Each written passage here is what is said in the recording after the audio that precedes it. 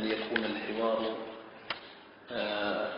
أولا ثنائيا بيني وبين الشيخ حفظه الله تعالى ورعاه وسدد على الخير خطانا وخطاه، ثم إنني أرجو أن يكون الجواب أيضا كما أتكلم أود أن أسمع الجواب منه مسموعا، ولا أريد أن يكون الحوار مكتوبا، ولا أود أن يكون التعقيب مكتوبا كذلك، بل أتمنى أن يكون هناك الحوار الأخوي الذي تصدق فيه النيات لرب الأرض والسماوات تبارك وتعالى. فأرجو من الله تعالى أن يأخذ بأيدينا وقلوبنا ونواصينا لما يحبه تعالى ويرضاه. هذا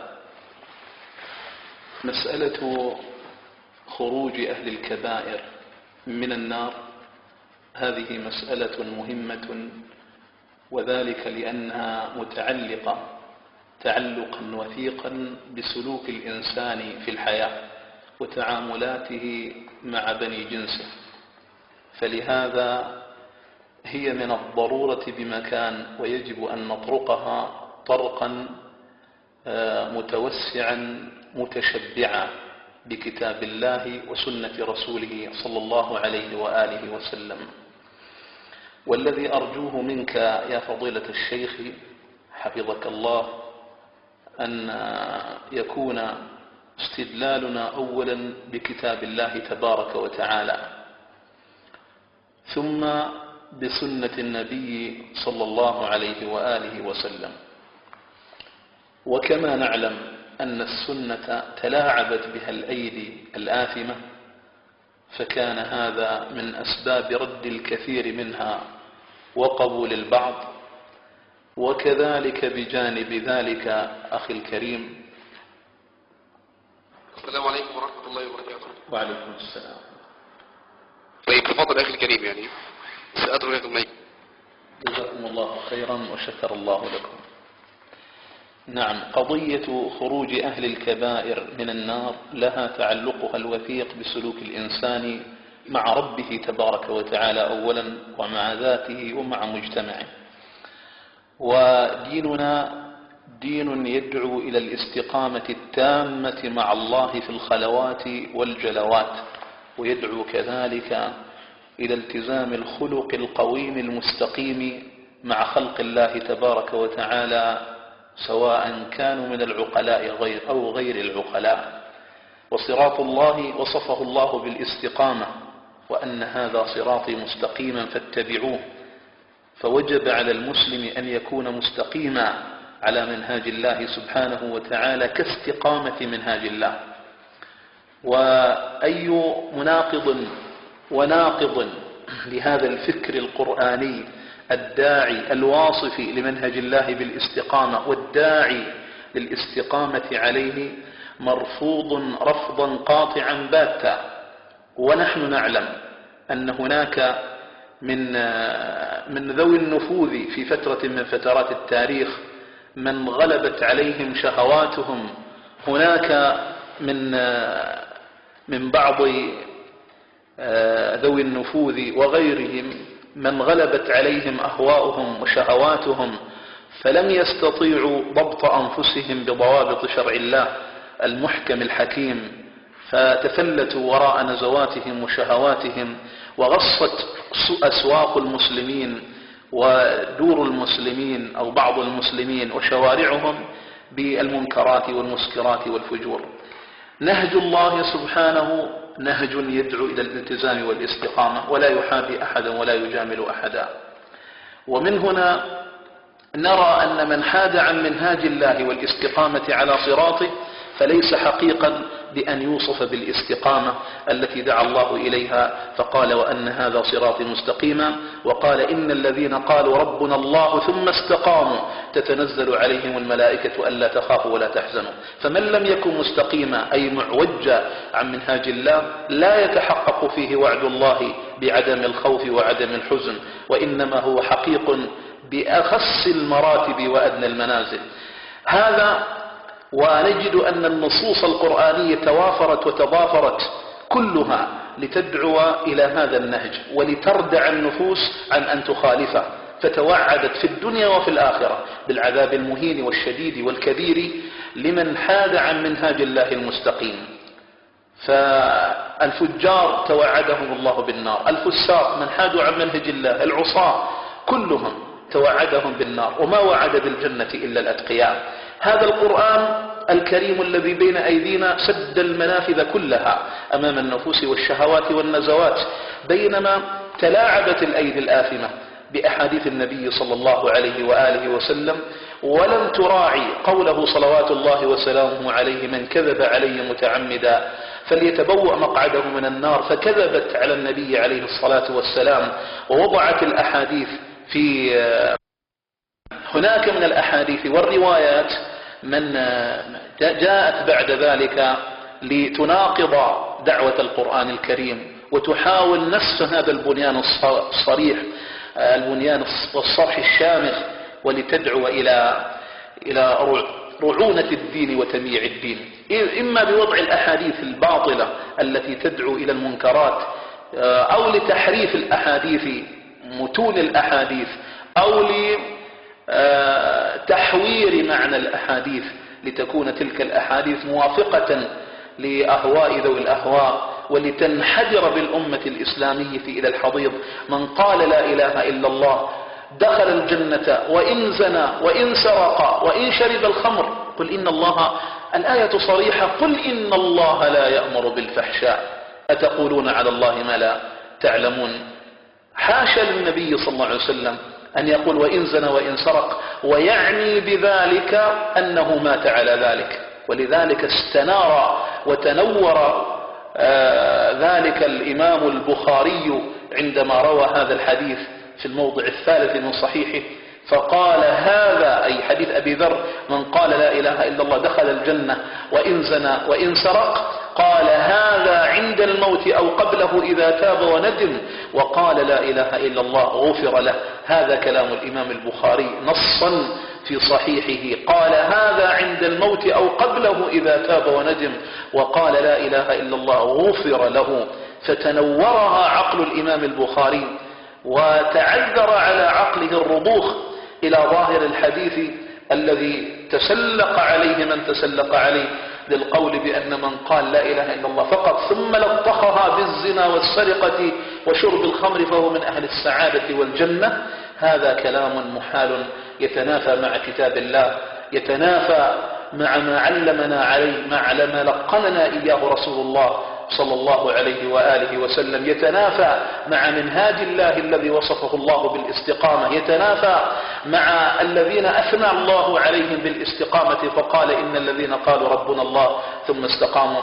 هذا ما أردت التنويه إليه في هذه المقدمة اليسيرة، وأرجو من فضيلة الشيخ أن يعذرني على الإطالة، وأن يتفضل علي وأن يوجهني وأن يسدد فهمي، ولكن هذا ما أعتقده وعسى أن يفيدني. بارك الله فيه وحفظه وحفظ الجميع.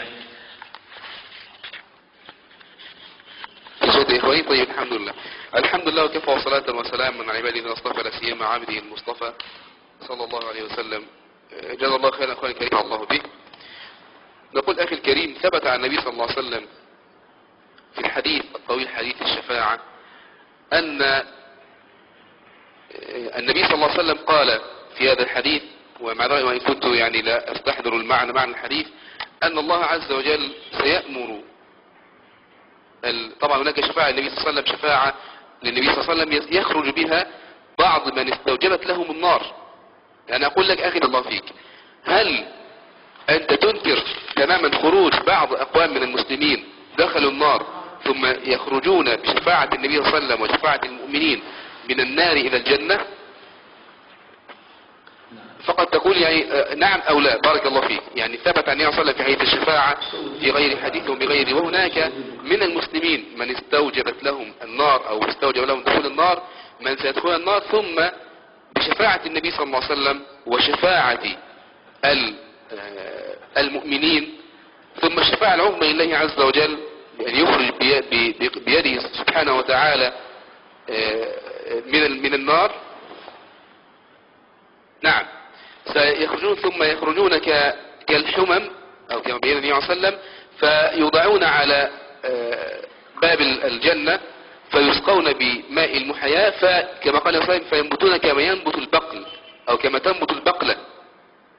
نعم، كما تنبت البقلة، ثم يدخلون إلى الجنة بإذن الله تعالى. تقول أخي الكريم، الذي دخل النار، الذي استوجب دخول النار هذا رجل يعني لم يذنب ولم يعصي الله عز وجل وطائع، وكما قلت يعني أنت على الصراط المستقيم ولم يخالف، أم أن له مخالفات وله يعني فسوق استوجب به دخول النار؟ يعني أريد تعقيبك على هذه المسألة بارك الله فيك.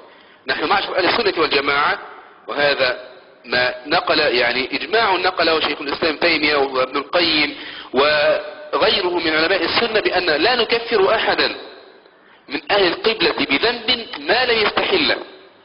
نعم، لا نكفر أحدا من أهل القبلة بذنب محله، فمهما فعل هذا الرجل الذي هو من أهل السنة موحد بالله عز وجل لكنه لم يستحل هذا الذنب، فهو عندنا مسلم، وعندنا مسلم، وإن بلغ أو فسق أو أذنب فهو تحت مشيئة الله عز وجل. إن شاء الله تعالى رحمه وغفر له وأدخله الجنة، هذه مشيئة مطلقة لله تعالى، إن شاء غفر له وإن شاء عذبه الله تعالى بذنوبه ثم مآله إلى الجنة، لحديث الشفاعة الذي نقل أخونا الكريم بارك الله فيه في إخراج أهل الكبائر من النار.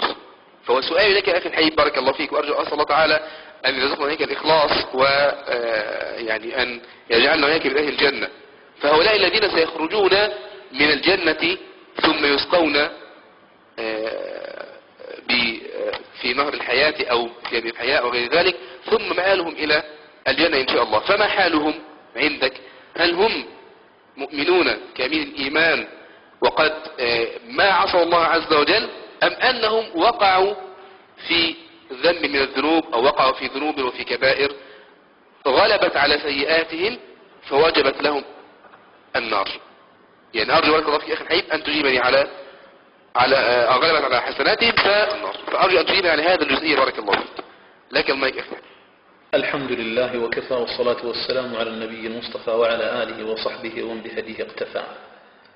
وبعد، أولا أنا أؤمن قبل كل شيء أن النبي صلى الله عليه وآله وسلم يتبع ما أوحي إليه من ربه، ولا يأتي بما يخالف ذلك إطلاقا، ولا يمكن أن يصادم ما جاء عن النبي صلى الله عليه وسلم ما نص عليه القرآن نصا صريحا.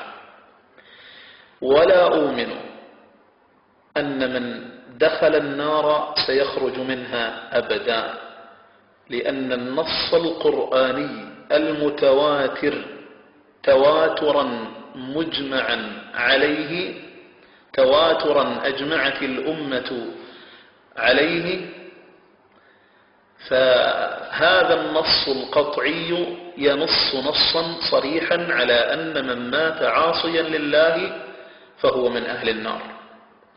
فمن مات مرتكبا لجريمة الزنا دون أن يتوب، أو الربا دون أن يتوب، أو عقوق الوالدين دون أن يتوب، أو عمل قوم لوط دون أن يتوب، فهو من الفجار. والله تعالى قال: وإن الفجار لفي جحيم يصلونها يوم الدين وما هم عنها بغائبين. لا يمكن أن نسميه برا. من مات زانيا فاجرا عاقا لوالديه آكلا للربا لا يمكن أن نسميه برا. والله قسم الناس إلى قسمين: إن الأبرار لفي نعيم وإن الفجار لفي جحيم يصلونها يوم الدين وما هم عنها بغائبين. فالزاني من مات زانيا شاربا للخمر آكلا للربا، هل يمكن أن نسميه برا؟ أرجو أن تكتب لي هذه الملاحظة وأن تجيبني عليها. فإن لم يكن برا فهو من الفجار الذين قال الله عنهم: وإن الفجار لفي جحيم يصلونها يوم الدين وما هم عنها بغائبين. فما معنى وما هم عنها بغائبين؟ وما هم عنها بغائبين ما معنى ذلك؟ هذا. وكذلك إن سميته عاصيا، فالله يقول: ومن يعص الله ورسوله ومن يعص الله ورسوله فإن له نار جهنم خالدين فيها أبدا. نعم، ومن يعص الله ورسوله فإن له نار جهنم خالدين فيها أبدا. فاجر خالد، عاصي خالد. وأما الذين فسقوا فمأواهم النار كلما أرادوا أن يخرجوا منها أعيدوا فيها. هؤلاء الفساق. فلا يمكن أن نقول بخروج من دخل النار. وأما الحديث الذي ذكرته وتفضلت به مشكورا جزاك الله خيرا، هذا الحديث أولا إن لم يكن ضعيفا فهو أحادي.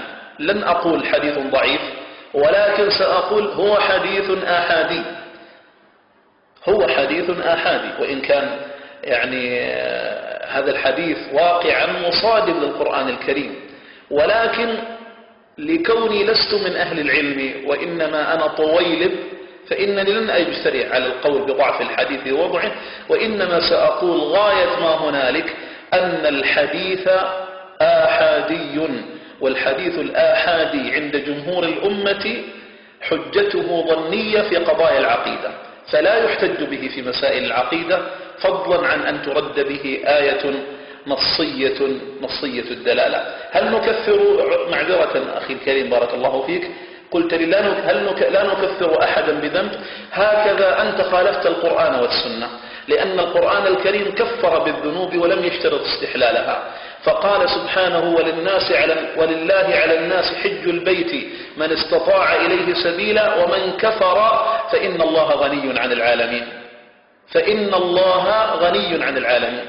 وكذلك قال سبحانه وتعالى ليبلوني أأشكر أم أكفر، وقال إنا هديناه السبيل إما شاكرا وإما كفورا. والنبي صلى الله عليه وسلم في سنته الصحيحة الثابتة صح عنه أنه كفر بالمعاصي ولم يشترط استحلالها، فقال لا ترجعوا بعدي كفارا يضرب بعضكم رقاب بعض. وقال ثنتان في أمتي هما كفر، الطعن في النسب والنياحة على الميت. فالتكفير بالمعاصي دون اشتراط استحلالها لم يرد به نص من كتاب الله ولا من سنة رسوله. توجهت إليه هل تنكر هذا الحديث؟ أقول لك حديث أحادي لا يحتج به في مسائل العقيدة. وأما الآيات فإنني أتوجه إليك أنت بالسؤال التالي، فأرجو أن تجيبني يا صاحب الفضيلة. هل وردت آية في كتاب الله تنص على أن من دخل النار سيخرج منها؟ آية واحدة ولا زيادة، آية واحدة تنص على أن من دخل النار سيخرج منها، أو حديث متواتر أجمعت الأمة على تواتره ينص على أن من دخل النار سيخرج منها. وبارك الله تعالى فيكم. السلام عليكم ورحمة الله وبركاته. طيب معذرة يا أخي الحبيب بارك الله فيك، أنا أود أن أسألك سؤالا، لكن أرجو أن لا تحمل علي وسامحني في هذا السؤال بارك الله فيك. هل يمكن بارك الله فيك وكما قلت يعني أعيد ألا تغضب مني، ما هو منهجك يا أخي الحبيب؟ هل أنت من أهل السنة والجماعة؟ سامحني في السؤال. مداخلتك على قدر من المذاهب، جعل المذاهب جانبا طيب الحمد لله.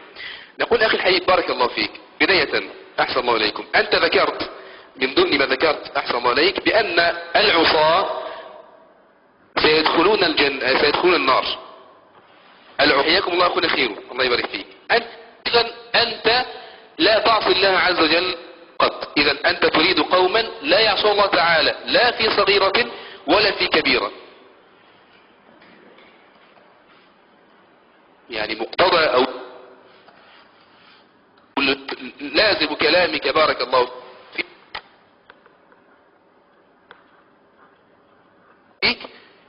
نعم لازم كلامك بارك الله في الكلام، يعني يكون هناك الكلام يعني لا يعني يكون في هناك شيء سقط من الكلام. أنا أقول أنت مغزى كلامك أو لازم كلامك بأن الرجل الذي يدخل النار يجب أن لا يعصي الله عز وجل لا في صغير ولا في كبير. هذا معنى كلامك، أن لا يكون له خائنة أعين يعني، ولا تسقط منه نظرة، ولا يفعل أي ريضا. وهذا أخي الحبيب وليس التوبة على الله.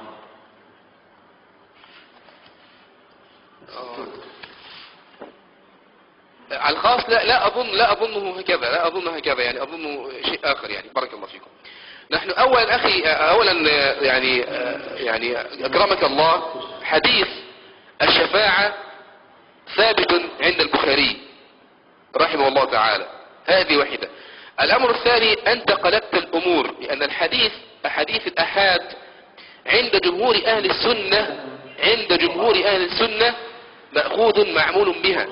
حديث الأحاد ما دام صح عن النبي صلى الله عليه وسلم مأخوذ به، وليس كما قلت يعني هذا الله وإياك الحق، ليس عند الجمهور أنه لا يؤخذ به، وإنما هو معمول به عند جمهور أهل السنة والجماعة. روى هذا الحديث البخاري رحمه الله تعالى.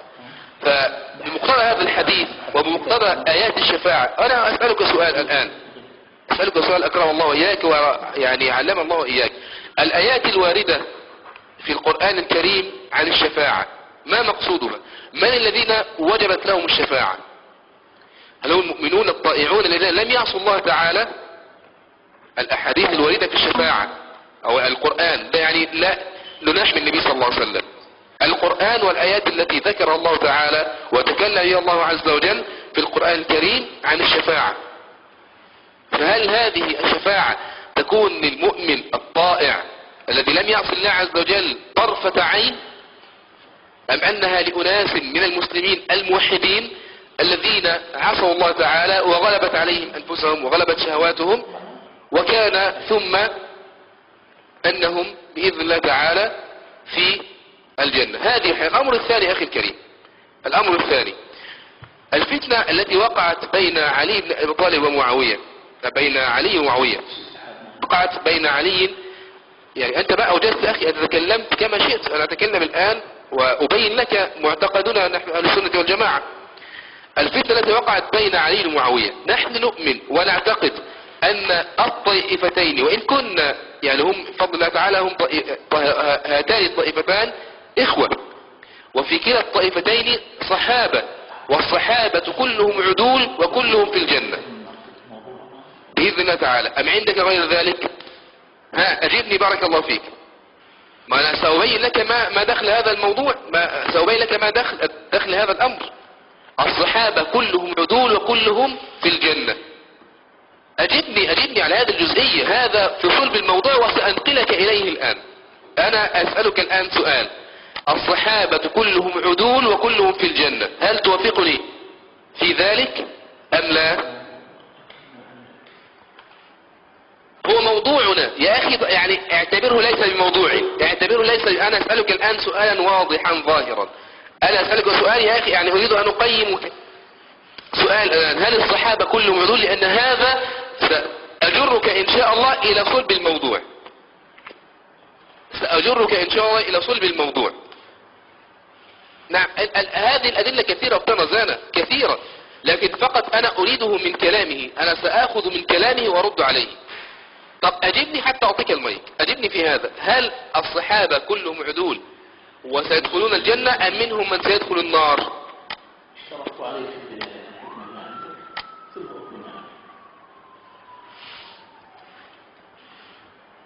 لما هو لا يؤمن يعني لا يؤمن بالأحاديث كما يقول أحاديث الأحاد، وإن كانت هذه الأحاديث مجمع عليها من أهل السنة. ما أنهيت كلامي أنتظر جوابك على هذه الجزئية، قل نعم أو لا. هل الصحابة كلهم عدول؟ ولأن سأجرك من هذا الكلام إلى هذه الجزئية وهذه النقطة. أنت قلت بأن من عصى الله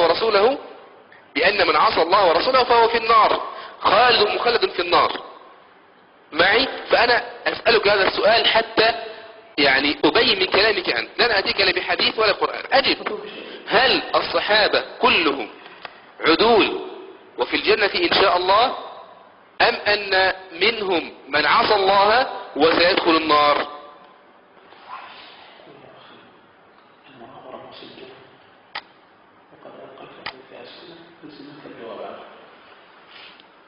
بل من الصحابة الأنبياء يا إخواني، بل من الأنبياء من عصى الله تعالى، من الأنبياء من وقع في ولذلك نحن نقول بأن، وهذا معتقد أهل السنة والجماعة، بأن الأنبياء وإن كانوا معصومين من الكبائر ومعصومين في باب، ما هذا هو ردي، أنت أردت ذلك أن أتيك بالأدلة.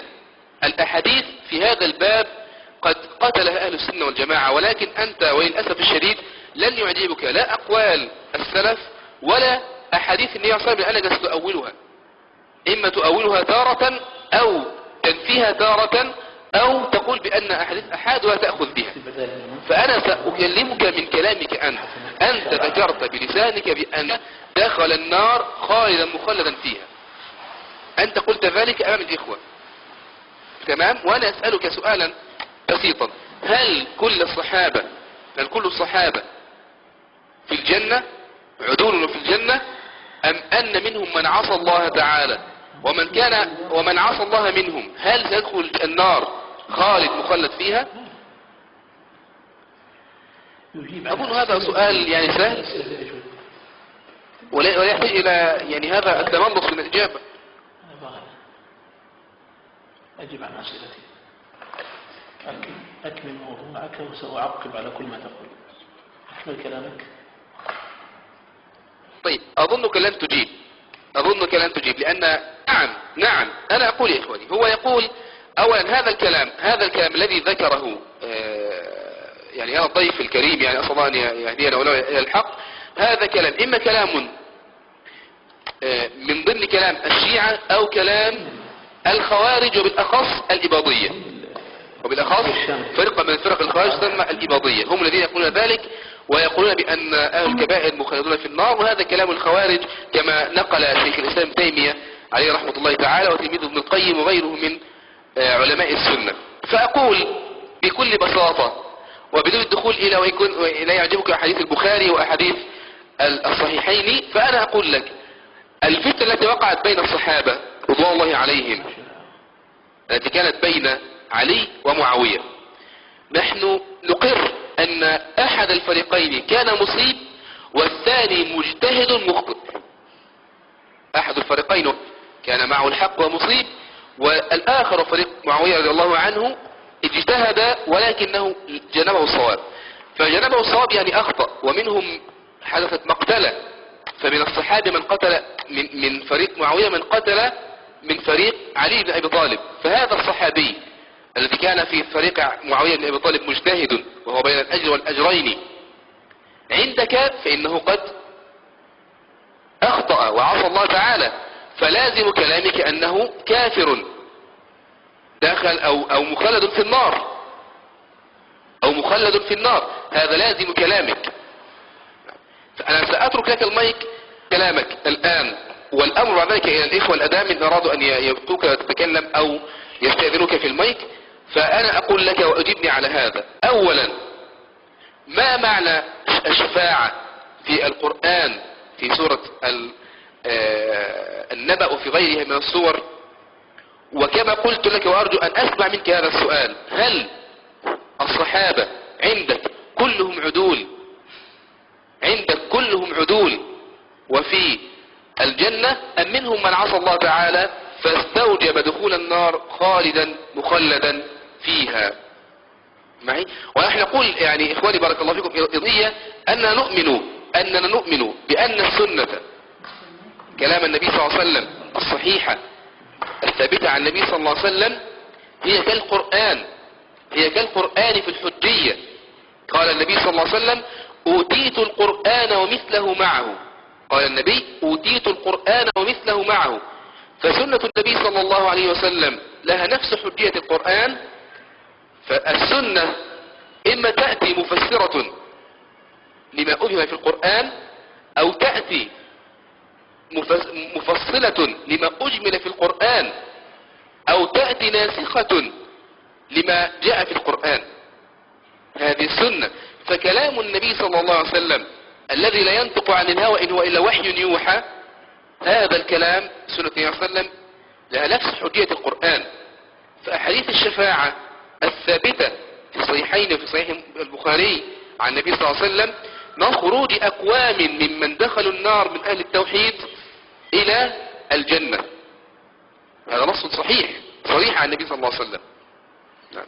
كون أخينا يعني ينكره أو لا ينكره هذا الأمر إليه، لكن نحن نؤمن بالله عز وجل، ونحن لا نكفر أحدا من أهل القبلة بذنب ما لم يستحل، وهذا إجماع من أهل السنة والجماعة، ونقل هذا إجماع ابن تيمية وابن القيم وغيره.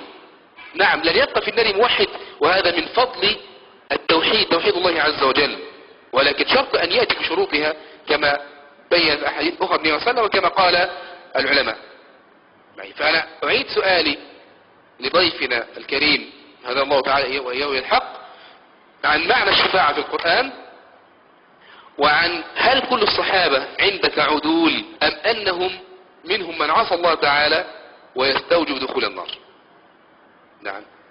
نعم وعلى العدالة. نعم اتفضل، لك المايك، اسمع كلامك. بسم الله والحمد لله والصلاة والسلام على رسول الله وعلى آله وصحبه ومن والاه. أجيب عن أسئلتك تباعا بحول الله تعالى وقوته. أول سؤال وجهته لي، بارك الله فيك وفي مساعيك الخيرة، أنك قلت لازم كلامي أني أريد قوما لا يعصون الله. أنا بإمكاني أن أقول أيضا في مقابل ذلك، وكأنك يا فضيلة الشيخ تريد قوما يعصون الله، ولكنك حفظك الله بما أنك لم تفه بذلك ولم تقله، فإنني لن أحمل كلامك فوق ما يحتمل، فأرجو أنت كذلك ألا تحمل كلامي فوق ما يحتمل. فأنا قلت بأن الله تعالى نص في كتابه، وأرجو أن تقيد هذه الأسئلة وأن تجيبني عليها كما أجيبك على أسئلتك واحدا تلو الآخر. قلت لك أيوجد في كتاب الله تعالى آية تنص على أن من دخل النار سيخرج منها؟ أجبني عن هذا، قيد هذا السؤال وأجبني عنه.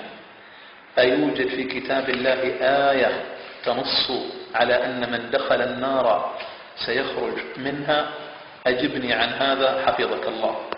وأما قولك بأن لازم كلامي أني أريد قوما لا يعصون الله، بل لازم كلامي أني أريد قوما يتوبون إلى الله تعالى ويستغفرونه كلما أذنبوا وأساءوا. هكذا أراد الله لنا، قال وإني لغفار لمن تاب وآمن. وكذلك قال إنما التوبة على الله للذين يعملون السوء بجهالة ثم يتوبون من قريب فأولئك يتوب الله عليهم وكان الله عليما حكيما. وليست التوبة للذين يعملون السيئات حتى إذا حضر أحدهم الموت قال إني تبت الآن، ولا الذين يموتون وهم كفار أولئك أعتدنا لهم عذابا أليما.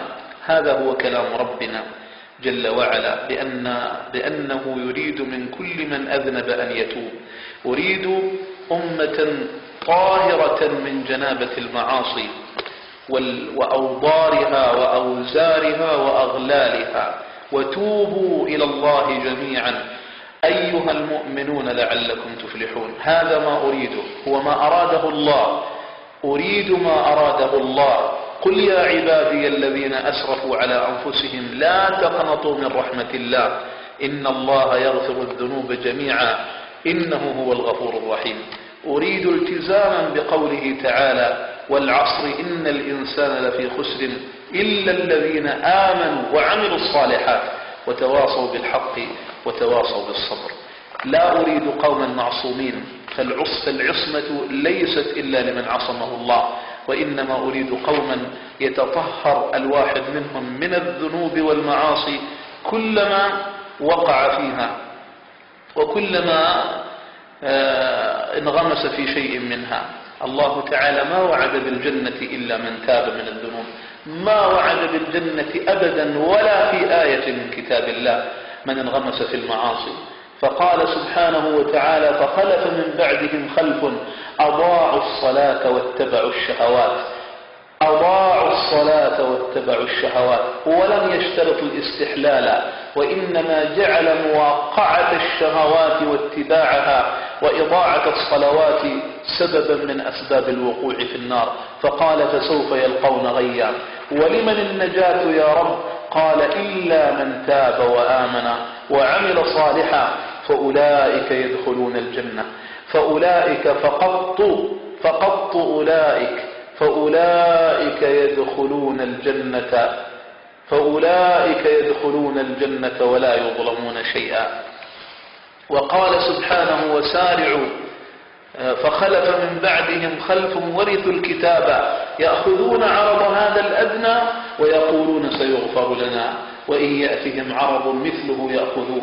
والله تعالى في كتابه قال: وسارعوا إلى مغفرة من ربكم وجنة عرضها السماوات والأرض أعدت المتقين، إلى أن قال: والذين إذا فعلوا فاحشة أو ظلموا أنفسهم ذكروا الله فاستغفروا لذنوبهم ومن يغفر الذنوب إلا الله ولم يصروا. انتبه يا فضيلة الشيخ، ولم يصروا. أهل التقوى لا يصرون، وهذا ما أريده أنا، هو ما يريده الله سبحانه وتعالى. ولم يصروا على ما فعلوا وهم يعلمون. هؤلاء هم أهل الجنة.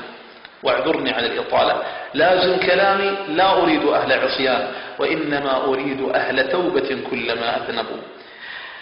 وتطرقت كذلك حفظك الله إلى حجية خبر الواحد، وقلت بأن خبر الواحد أجمع أهل السنة على حجيته في قضايا الاعتقاد إن لم تخن الذاكرة، والذاكرة تخاؤون. وليس الأمر كذلك، فإن جمهور الأمة على عدم الاحتجاج بخبر الواحد في القضايا العقائدية، بل هو ظني الدلالة. ولذلك اشترط جمهور المالكية للعمل بخبر الواحد ألا يكون مخالفا لعمل أهل المدينة. اشترط جمهور المالكية للعمل لا للاعتقاد، اشترطوا للعمل بخبر الواحد ألا يكون مخالفا لعمل أهل المدينة.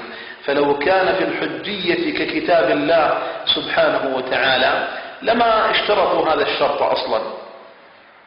بل النبي صلى الله عليه وسلم في حديث ذي اليدين عندما سهى عليه الصلاة والسلام في صلاته ونبهه ذو اليدين قال: أسهوت يا رسول الله؟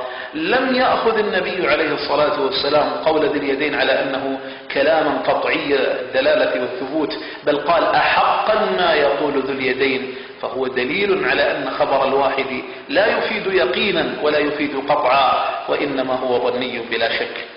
قلت في سؤال آخر: من الذين وجبت لهم الشفاعة؟ أجيبك عن هذا الله. قلت لي: من تاب أيشفع له؟ قلت لي: هل المتقين يشفع لهم؟ الله سبحانه هو من أخبرنا الشفاعة لمن قال: لا يشفعون إلا لمن ارتضى، لا يشفعون إلا لمن ارتضى وهم من خشيته مشفقون. لا يشفعون إلا لمن ارتضى وهم من خشيته مشفقون. أتكلم عن نقطة أخرى تمثل هاجسا في ذهن فضيلة الشيخ وبعض المعقبين: هل أنا شيعي أم سني أم معتزلي أم خارجي؟ ما لنا ولهذه الألقاب؟ أتريد أن تجعل بيني وبينك حاجزا بسبب التسميات والألقاب؟ أما يكفيك أني أنطق بكتاب الله وأنطق بسنة رسول الله صلى الله عليه وآله وسلم؟ بلى ورب الكعبة يكفي. ودعوا هذه الألقاب جانبا، فإنها كثيرا ما أحالت بيننا وبين كتاب ربنا. وخذ ما رأيت ودع شيئا سمعت به في طلعة الشمس ما يغنيك عن زحل. هل الصحابة رضي الله عنهم وأرضاهم وفيهم من بشر بالجنة في الجنة أم في النار؟ أصحاب رسول الله صلى الله عليه وآله وسلم منهم من بشر بالجنة ومنهم من بشر بالنار. ولماذا نغمض أعيننا عن ذلك؟ النصوص النصوص القرآنية النصوص النبوية كذلك نصت على أن من يعص الله ورسوله فإن له نار جهنم خالدين فيها أبدا. ائتني بآية واحدة، آية واحدة تستثني الصحابة، تقول إلا العصاة من الصحابة، إلا العصاة من الصحابة. لماذا؟ لما؟ لابد أن نكون واقعيين حقيقة. الصحابة الكرام النبي عليه الصلاة والسلام ذكر أن منهم من لن يدخل الجنة حتى يلج الجمل في سم الخياط. هذا حديث رواه مسلم في صحيحه. في أصحاب 12 منافقة، لعلي إن لم تخن الذاكرة قال 9 منهم لا يدخل الجنة حتى يلج الجمل في سم الخياط. إذا فهناك من سيدخل النار وهناك من سيدخل الجنة، ونسأل الله سبحانه وتعالى العصمة. موضوع الصحابة هل هم عدول أم ليسوا بعدول؟ النظر التي ينبغي أن ننظرها للصحابة الكرام هذا موضوع إن شئت سأناقشك حفظك الله تعالى فيه في موضوع ومبحث مستقل منفرد بإذن الله. أنا يسأل الكثير ما مذهبك؟ أرجو أن تميطوا عن أعينكم حفظكم الله غشاوة الألقاب ولنأخذ بالكتاب والسنة. ماذا قال الله وقال رسوله؟ ألا يرضيك ذلك؟ ألا يرضيك أني أقول لك قال الله وقال النبي عليه الصلاة والسلام؟ بلى والله يكفي ذلك. أقول قال الله وقال رسوله ويكفي. الآن أتوجه بالسؤال لصاحب الفضيلة حفظه الله تعالى وأكرر ما قلته آنفا. هل في كتاب الله سبحانه وتعالى أيوجد في كتاب الله سبحانه وتعالى آية تنص على أن من دخل النار سيخرج منها؟ أيوجد في كتاب الله سبحانه وتعالى آية تقول بأن من دخل النار سيخرج منها؟ أرجو أن تجيبني عن ذلك، أرجو أن تجيبني عن ذلك. أفي كتاب الله آية واحدة فقط تقول أن من دخل النار سيخرج منها؟ بورك الله، بورك فيكم وحفظكم ورعاكم. السلام عليكم ورحمة الله وبركاته.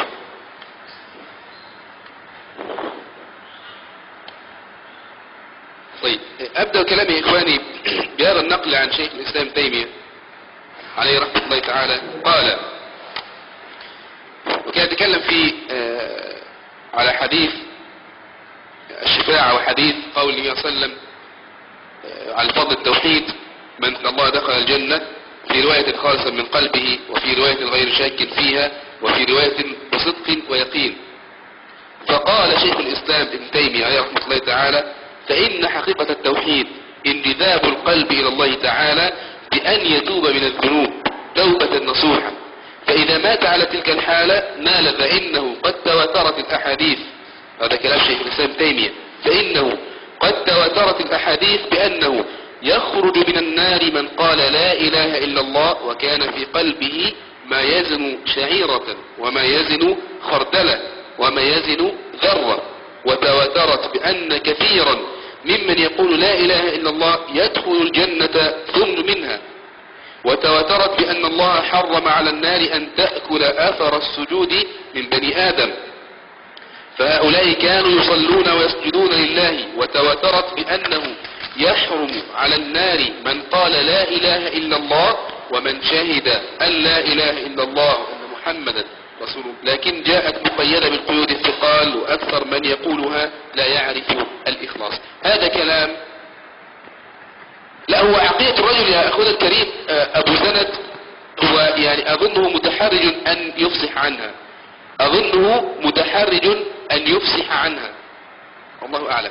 لكن أنا سأرد سؤاله بسؤال سيوقف كلامه إن شاء الله. هو يقول: ائتني بآية واحدة تنص على خروج أهل الكبائر من النار.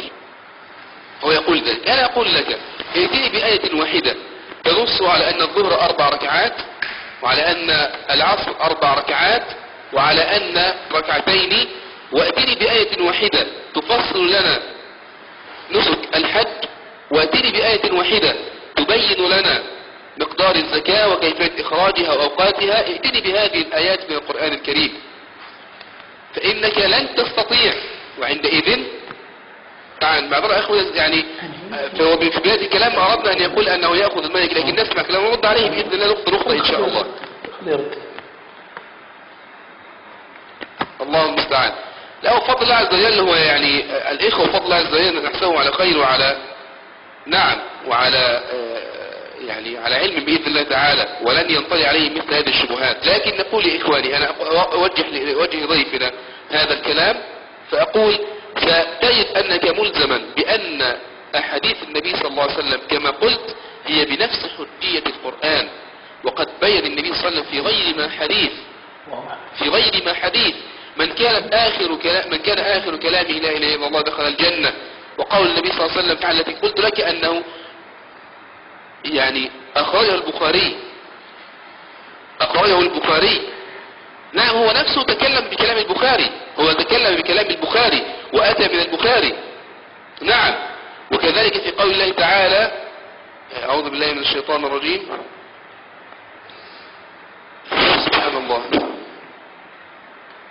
الشاهد يا إخواني بأن هذه الشفاعة أخرجها البخاري في صحيحه، وهي تثبت بأن هناك من الناس من يخرجون من النار بشفاعة النبي صلى الله عليه وسلم. وكذلك حديث النبي صلى الله عليه وسلم في فضل الشهيد، أن في فضل الشهادة وفضل الشهيد أن يشفع في 70 من أهل بيته. وسبحان الله يقول لك نعم الشفاعة موجود شفاعة لكن تكون للطائعين. إذا فأي شفاعة؟ بما تكون الشفاعة؟ إذا كان هذا طائع وغلبت حسناته سيئاته بإذن الله تعالى وأوجبت له الجنة، إذا فيما الشفاعة؟ وكما بين العلماء أن النبي صلى الله عليه وسلم له 6 شفاعات أو 5 شفاعات، منها شفاعته العظمى وهي زوال أهل المحشر إلى الحساب والقضاء الوقفة أو الوقوف في أرض المحشر. وكذلك من شفاعة النبي صلى الله عليه وسلم إخراج أهل العصيان من أهل التوحيد من النار. وكذلك هناك شفاعة المؤمنين بإخراج إخوانهم من أهل المعاصي من النار في أحاديث ثابتة في الصحيحين في صحيح البخاري ومسلم، وتلقتها الأمة بالقبول.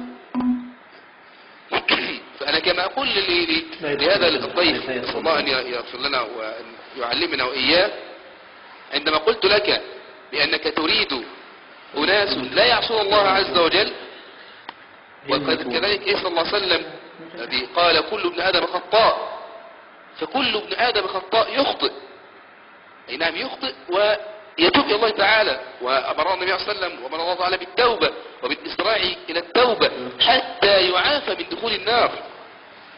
ولكن من مات وغلبت سيئاته وحسناته تحت المشيئة، إن أراد الله تعالى بمشيئته وقدرته سبحانه وتعالى برحمته أدخله الجنة، وإن أراد الله تعالى بعدله عذبه بقدر ذنوبه ثم مآله إلى النار، مآله إلى الجنة معذرة.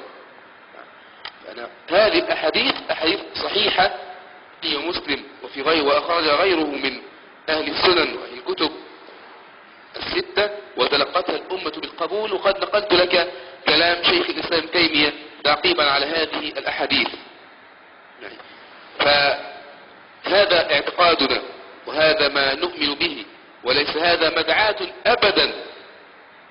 مدعاة أبدا لمعصية الله تعالى ولا حجة لأهل الكبائر في الإسراف على أنفسهم، وإنما نذكرهم دائما بحديث النبي صلى الله عليه وسلم بأنه يؤتى بأسعد أهل الأرض فيغمس في النار غمسة فيسأله الله تعالى هل رأيت نعيما؟ قل لا وعزتك يا رب ما رأيت نعيما قط. فدخول النار ليس بالسهل، ليس كون أن أحد الموحدين يدخل النار فيمكث فيها 1 أو 2 أو 500 عام أو 1000 عام ثم آله إلى الجنة، ليس بسهل، وإنما هو جزاؤه. هذا هو عدل الله تعالى. هل تقول لي أن رجلا عاش حياته عابدا لله تعالى طائعا لله عز وجل وذل ذلة مات عليها، هل يدخل النار خالدا فيها؟ مع رأي إخواني. فقد تواترت الأحاديث عن النبي صلى الله عليه وسلم على فضل لا إله إلا الله، قال لا إله إلا الله دخل الجنة، ومن كانت آخر كلامه لا إله إلا الله دخل الجنة. وحديث الشفاعة وأن هناك من الصحابة وليس المنافقين. تعريف الصحابي يا إخواني، تعريف الصحابي كما اتفق عليه أهل الاصطلاح هو كل من لقي النبي صلى الله عليه وسلم مؤمنا به فعلى ذلك وإن تخللت حياته ردة ولكنه مات على الإسلام. فالمنافقون اصطلاحا ليسوا من صحابة النبي صلى الله عليه وسلم. المنافقون نفاقا اعتقاديا ليسوا من صحابة النبي صلى الله عليه وسلم، أشد من الكفار. وقد قال الله تعالى إن المنافقين في الدرك الأسفل من النار. أما أن تقول أن هناك من الصحابة من بشر بالنار فهذا معذرة يقول هذا كذب. وعندما أقول كذب لا أقصد بالكذب المعهود عند الناس، وإنما أقصد بالكذب بصريح أنه خطأ، فإنك هذا خطأ وليس هناك من الصحابة، بل نحن نؤمن الصحابة عدول وكلهم في الجنة، وكلهم في الجنة عدلهم الله تعالى، وكلهم في الجنة من مات منهم مؤمنا بالنبي صلى الله عليه وسلم. هذا هو اعتقادنا وهذا هو ما عندنا. وأرجو أن تدعم كلامك إن كان عندك كلام، إن أراد الإخوة أن تكمل.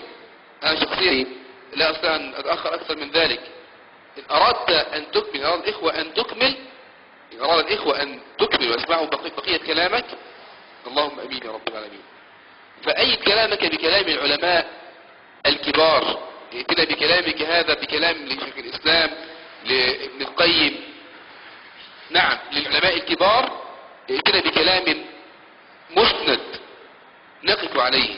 أما تتكلم كلامك كله كالكلام مرسل من رأسك ومن عقلك أنت. وسألتك عن معنى الشفاعة في القرآن فما أجبت. الشفاعة أن تشفع لأحد إما لنيل حق أو لإبطال حد أو لإسقاط عقوبة، هذه الشفاعة.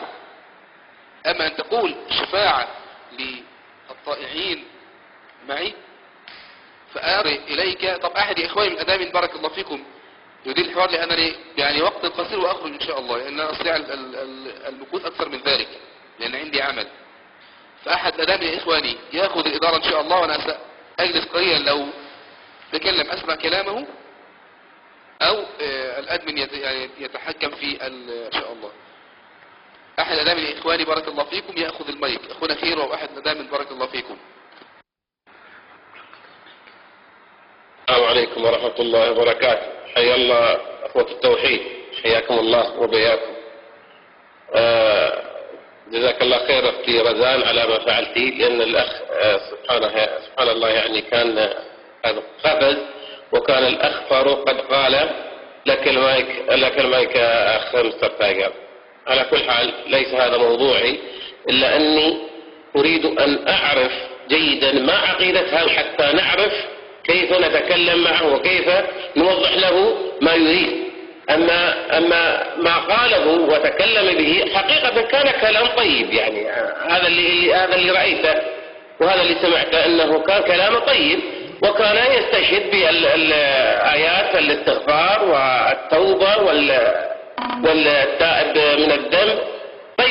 طيب يا أخي، إلا أنه ما هي عقيدتك أنت بالذات، وماذا تريد أن تصل، وإلى من تريد أن نفعل.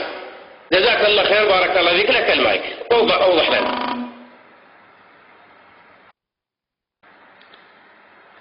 حفظكم الله ورعاكم وأعاننا وإياكم على خدمة كتابه وسنة رسوله صلى الله عليه وآله وسلم.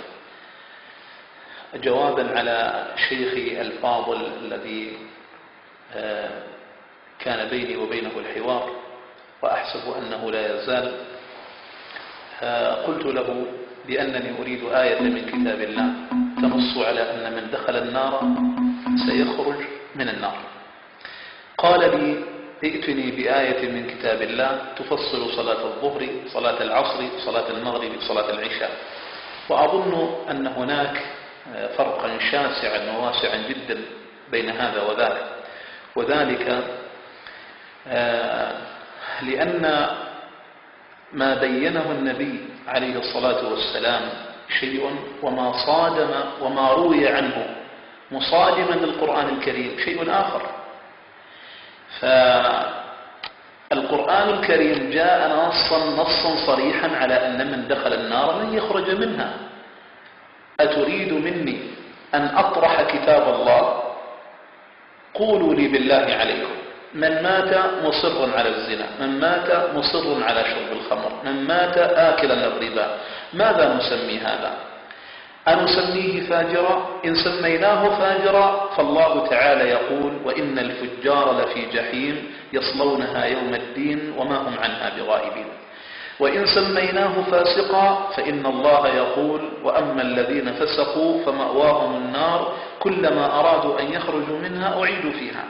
إن سميناه عاصيا وجدنا أن الله يقول: ومن يعص الله ورسوله فإن له نار جهنم خالدين فيها أبدا. إن سميناه مرتكب سيئة بلى من كسب سيئة وأحاطت به خطيئته فأولئك أصحاب النار هم فيها خالدون. ماذا نسميه؟ أنسميه تقيا؟ إما أن تقولوا نعم وإما أن تقولوا لا. أجيبوني، أنسمي من مات زانيا شاربا للخمر آكلا للربا هل نصنفه في الأتقياء؟ أجيبوني نعم أم لا. من مات شارب مصرا على شرب الخمر من غير توبة، زانيا من غير توبة، آكلا للربا من غير توبة، عاقا لوالديه، قاطعا لرحمه من غير توبة، أنصنفه في الأتقياء أم لا؟ أجيبوا مكتوبا، أريد أن أقرأ الكتاب. أنصنفه في الأتقياء حفظكم الله أم لا؟ هذا شرطي أنا، أن لا أرد كتابة هو شرطي أنا. طيب بارك الله فيكم. لا يمكن أن نصنفه في الأتقياء، فإذ تعذر أن يصنف في الأتقياء فإن الله تبارك وتعالى يقول في كتابه الكريم وذكره الحكيم: تلك الجنة التي نورث من عبادنا من كان تقيا. تلك الجنة التي نورث من عبادنا من كان تقيا. وهل من مات على الربا من الأتقياء؟ هل من مات على الزنا من الأتقياء؟ هل من مات مصرا على الربا من الأتقياء؟ أنت تعارضني حفظك الله بأحاديث أحادية أولا، ونسبت الإجماع، إجماع أهل السنة على أنهم يعتدون بها في قضايا الاعتقاد. هذا كلام باطل ومن الدليل عاطل، فإن أهل السنة كما نقلت لك وما رددت عليه قلت لك بأن مذهب جمهور المالكية، إلا إن كنت لا تعترف بالمالكية كمذهب من مذاهب أهل السنة، أقول لك إن مذهب جمهور أهل السنة جمهور المالكية أن خبر الواحد يشترطون للعمل به لا للعلم، للعمل به أن لا يخالف عمل أهل المدينة. فكيف تقول بعد ذلك أن خبر الواحد مجمع على قبوله؟ قلتم لي هل تقبل البخاري ومسلم؟ أقول لكم أنتم أتقبلون بالبخاري ومسلم؟ هل تقبلون بالبخاري ومسلم؟ نعم. ماذا قال البخاري؟ روى البخاري في صحيحه أحاديث تؤيد مذهب القرآن الكريم، وهذه هي الأحاديث فعلا التي نقول بأنها أحاديث حجة في قضايا العقيدة، في قضية خلود الفجار في النار، لأنها تتفق وتتساوق وتتناسق مع كتاب الله. حديث جبير بن مطعم أن النبي عليه الصلاة والسلام قال: لا يدخل الجنة قاطع رحم، لا يدخل الجنة قاطع رحم.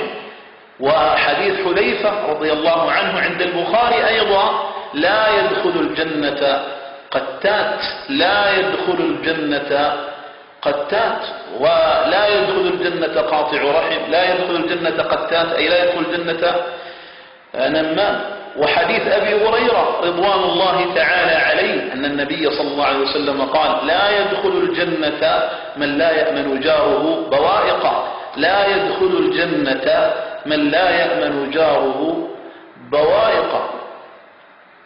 وكذلك عليه الصلاة والسلام أخبرنا أن ثلاثة لا ينظر، قال لا يدخل، حديث عبد الله بن مسعود لا يدخل الجنة من كان في قلبه مثقال ذرة من كبر، لا يدخل الجنة من كان في قلبه مثقال ذرة من كبر.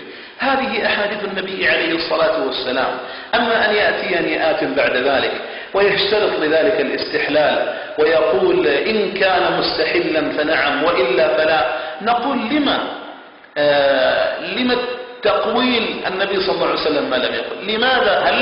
هل نحن نعجز عن ضبط أنفسنا وكلما أذنبنا تبنا؟ هل نحن عجزة؟ حافظكم الله. وشيخنا الذي يتكلم قبل قليل رعاه الله يعني يقول احتج بشيخ الإسلام بن تيمية واحتج بالشيخ ابن القيم. أحترم هذين الشيخين، ولكن هل تريد مني أن أقدم كلام الشيخين ابن القيم وابن تيمية على كلام الله وكلام رسوله صلى الله عليه وسلم، ثم تقول لي أن فهمه؟ قد تقول لي لا، احتج بفهمهما. أقول لك وهل جاء في كتاب الله أو في سنة رسوله صلى الله عليه وسلم أن شيخ الإسلام ابن تيمية أو تلميذه ابن القيم هؤلاء فهمهم حجة على الناس؟ من قال لك بأن كلام ابن تيمية وكلام ابن القيم حجة على الناس؟ هؤلاء فهموا فهما ولغيرهم أن يفهم كذلك، ولكن الذي يلزمنا هو الكتاب العزيز والسنة المطهرة. الكتاب العزيز والسنة المطهرة. أود أن أقول إخوتي الكرام، الله سبحانه وتعالى يخبرنا بأنه جل جلاله وتقدست أسماؤه لن يدخل الجنة إلا المتقين. من هم أهل التقوى؟ من هم أهل التقى؟ يخبرنا الله بقوله وسارعوا إلى مغفرة من ربكم وجنة عرضها السماوات والأرض أعدت للمتقين الذين ينفقون في السراء والضراء والكاظمين الغيظ والعافين عن الناس والله يحب المحسنين والذين إذا فعلوا فاحشة أو ظلموا أنفسهم ذكروا الله فاستغفروا لذنوبهم ومن يغفر الذنوب إلا الله ولم يصروا على ما فعلوا وهم يعلمون. ولم يصروا على ما فعلوا وهم يعلمون أولئك جزاؤهم مغفرة من ربهم وجنات تجري من تحتها الأنهار خالدين فيها ونعم أجر العاملين. هذه الجنة ولهؤلاء أعدت إخوتي الكرام. لا أود أن أطيل عليكم. ومن يقتل مؤمنا متعمدا فجزاؤه جهنم خالدا فيها وغضب الله عليه ولعنه وأعد له عذابا عظيما. على أي حال أنا لا أود أن أزعجكم، أنا أتكلم بالكتاب والسنة وهذا هو مذهبي. وكفى. وبارك الله تعالى في الجميع ووفق الله الجميع. السلام عليكم ورحمة الله. أخذ التوحيد.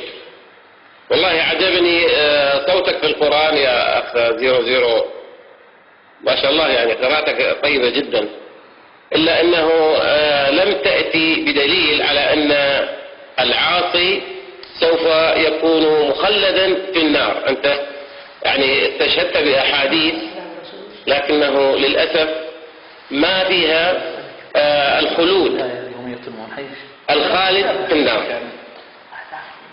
هكذا أردنا أن نسمع منك حقيقة، لأنه سوف أعطي المايك إلى الأخ فاروق، فممكن يعني إذا كان عنده تعليق. لك المايك أخي الفاروق. هل الأخ الفاروق صلاح موجود أخي؟ أخي الفاروق صلاح إذا موجود أعطيه رقم 1، وإذا كان عندك تعقيب ممكن أن تعلق ما قال 00110 الاسم بالأرقام يعني. يا 0011 أنا إلى الآن لم أعرف ما هي عقيدتك بالضبط، إلا أنه اللي فهمت منك أنه صاحب المعصية، يعني صاحب المعصية يدخل النار وهكذا. وهناك حديث يقول إن أحدكم ليعمل بعمل أهل النار حتى ما يسبق بينه وبينها شبرا أو ذراعا فيسبق عليه الكتاب فيعمل بعمل أهل الجنة فيدخلها، وإن أحدكم ليعمل بعمل أهل الجنة حتى ما يكون بينه وبينها شبرا أو ذراعا فيسبق عليه الكتاب فيعمل بعمل أهل النار فيدخلها. طيب، وهناك حديث الامرأة التي سقت الكلب، التي دخلت البئر وهي زانية مومس، طيب، ولم تسجد لله، إلا أنها سقت الكلب، بفعلها هذا أدخلها الله الجنة، بفعلها هذا أدخلها الله الجنة. وأحاديث كثيرة عن الذين دخلوا الجنة ولم يسجدوا إلى الله سجدة واحدة. فما هو تعليقك على هذا 0011؟ أنا لا ممكن الأخ الفاروق ممكن يعني له عذره الخاص، لأنه قال أني عندي عمل وممكن قد ذهب إلى العمل، يعني الله أعلم. إلا تقول العاصي يدخل النار ويبقى خالدا فيها، هذا كلام مرفوض وغير صحيح، لأن في أحاديث كثيرة ومنها هناك من حتى شارب الخمر قال الرسول عليه الصلاة والسلام الزاني لا يزني حين يزني وهو مؤمن، وشارب الخمر لا يشربها وهو يشربها حين يشربها وهو مؤمن. إذن لم يجرده من الإيمان الرسول عليه الصلاة والسلام. أنا آسف أخوان لأنه جاءني تليفون ضروري جدا. ممكن أحد يأخذ المايك يا أخوتي من الأداء من موجود؟ Yes, just one minute please. يا عم هاي جزاك الله خير، لك المايك. السلام عليكم ورحمة الله وبركاته، حياك الله حبيبي من مصر دقيقة.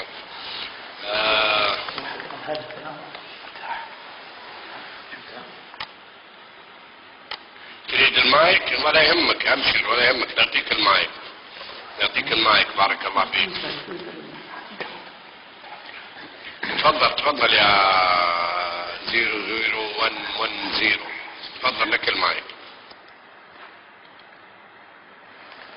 بسم الله والحمد لله والصلاة والسلام على رسول الله وعلى آله وصحبه ومن والاه واهتدى بهداه. إخوتي الكرام، فلنكن صرحاء. القرآن الكريم والسنة المطهرة المتواترة عن رسول الله صلى الله عليه وسلم لا يوجد فيها أي نص يدل على أن من دخل النار سيخرج منها إطلاقا. أودها هنا فقط أن أتعقب على دليل قرآني واحد هو لعله من أصرح الأدلة على أن هناك من سيخرج من النار. الشيخ الفاروق ذكر أن هناك منهم تحت المشيئة، إن شاء الله عذبهم وإن شاء غفر لهم. هذه تحت المشيئة كلمة لا أصل لها في القرآن الكريم.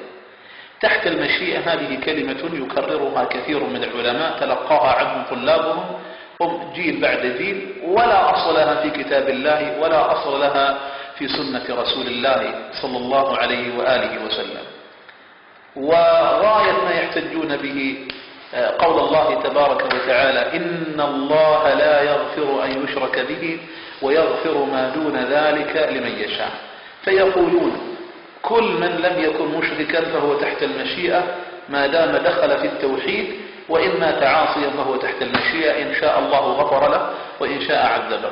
والواقع بخلاف ذلك، فإن الآية الكريمة تقسم الناس إلى 3 أقسام.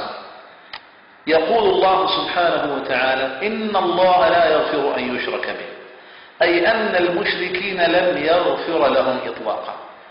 بقي قسمان: ويغفر ما دون ذلك، ولم يسكت. ويغفر ما دون ذلك قال لمن يشاء، أي أن هناك من يشاء أن يغفر له، وهناك من لا يشاء أن يغفر له. ويغفر ما دون ذلك لمن يشاء، ولم يقل ويغفر ما دون ذلك وسكت، قال ويغفر ما دون ذلك لمن يشاء، فهناك من سيغفر له وهناك من لن يغفر له. فلو تساءل متسائل من الذي سيغفر له، أجاب عن ذلك القرآن نفسه، قال الله: وإني لغفار لمن تاب. وقال: إنما التوبة على الله للذين يعملون السوء بجهالة ثم يتوبون من قريب فأولئك أتوب عليهم. وأما الذين لا يشاء أن يغفر لهم، فمن ذا الذي يستطيع أن ينتزع لنا دليلا من كتاب الله أو متواترا من سنة رسول الله صلى الله عليه وسلم أنه سيغفر لهم؟ والله يقول: وليست التوبة على الله للذين يعملون السيئات حتى إذا حضر أحدهم الموت قال إني تبت الآن، ولا الذين يموتون وهم كفار. فالذين يعملون السيئات ولم يتوبوا والذين ماتوا كفارا لا مغفرة لهم ولا توبة عليهم. فمن أين أتينا نحن بهذه العقيدة، عقيدة أن من دخل النار؟ بل الأعجب من ذلك أن الشفاعة لأهل الكبائر. أستاذي وشيخي الذي كان يتعقبني الفاروق يقول: لمن تريد الشفاعة إذا؟ أقول لك: أتريدها أنت يا شيخنا الفاروق؟ أتريدها لأهل الكبائر؟ يعني استنادا إلى حديث شفاعة لأهل الكبائر من أمتي، أيعقل أن الوساطات النبوية ستتوجه لأهل الكبائر والأوزار يوم القيامة، شفاعة لأهل الكبائر؟ الكبائر هي المقربة إلى الله سبحانه وتعالى؟ كلا والله ليس ذلك كذلك. فالمعصية من مات عاصيا لله فهو في النار. إخوتي الكرام، الشيخ الذي تعقبني أخيرا قال: لم تأتني بدليل. إذا لم يقرع سمعك كتاب الله، ولم تقرع سمعك سنة رسول الله صلى الله عليه وسلم الموافقة والمتساوقة مع كتاب الله، فلا حيلة لهذا العبد الفقير أن يقنعك بشيء إطلاقا. لا أستطيع أن أقنعك أنا من لدني بشيء. هذا كتاب الله ناطق، وهذا كلام النبي الصادق صلوات الله وسلامه عليه، ويكفي بكتاب ربنا حجة وحجة النبي صلى الله عليه وسلم. وأما ما صادم من القرآن، أما ما صادم من السنة كلام الله فمرفوض إطلاقا، إما لكونه أحادي يطرق راويه الوهم أو الضعف أو الوضع. من ناحية أخرى، قول الله تعالى، قول الله في سورة مريم: وإن منكم إلا واردها كان على ربك حتما مقضيا. يظن الظان أن الكل سيدخلون النار، مع أن الآية فيها التفات. الآية الكريمة يقول الله تبارك وتعالى في سياقها وسباقها: ويقول الإنسان وإذا مت لسوف أخرج حيا، أولا يذكر الإنسان أنا خلقناه من قبل ولم يك شيئا فوربك لنحشرنهم والشياطين هؤلاء أهل الشرك فوربك لنحشرنهم والشياطين ثم لنحضرنهم حول جهنم جثيا ثم لننزعن من كل شيعة أيهم أشد على الرحمن عتيا ثم لنحن أعلم بالذين هم أولى بها صليا وإن منكم إلا واردها. هؤلاء الآيات كلها تتحدث بالمشركين، والتفت من خطاب الغيبة إلى خطاب الشهود، وهو ما يعرف في لغة العرب بالالتفات. وإن منكم أي منكر البعث، وإن منكم إلا واردها، هذا خطاب التفات. وإن منكم كقوله تعالى: إياك نعبد وإياك نستعين، هذا التفات، وإلا فإن السياق يقتضي أن يقال إياه نعبد وإياه نستعين، ولكن أسلوب الالتفات أسلوب معروف في لغة العرب. إياه قال وإن منكم إلا واردها كان على ربك حتما مقضيا ثم ننجي. وثم هنا للمهلة الرتبية لا للمهلة الزمانية، كقوله تعالى ثم لنحن أعلم بالذين هم أولى بها صلية. ثم والله تعالى عالم قبل ذلك بذلك، ولكن ثم هنا للمهلة الرتبية لا للمهلة الزمانية. وكذلك قوله ثم لنحن أعلم بالذين هم أولى بها صلية للمهلة الرتبية لا للمهلة الزمانية، كان على ربك حتما مقضيا. فكذلك قول الله، ولذلك يقول الله تعالى إن الذين سبقت لهم من الحسنى أولئك عنها مبعدون. اسمح لي هذا الأخ الذي يقول أخي أنت تأخذ بالقرآن دون الأخذ بالسنة، هذا الكلام أنا ما أجيب على الأصل على الكتابات، لا أجيب عليها، لكن لتكرر هذا التعقيد أجيبه. قلت لكم مرارا أتأخذون بالبخاري ومسلم؟ بلا شك تأخذون بالقرآن بالبخاري ومسلم، وقد قلت لكم في البخاري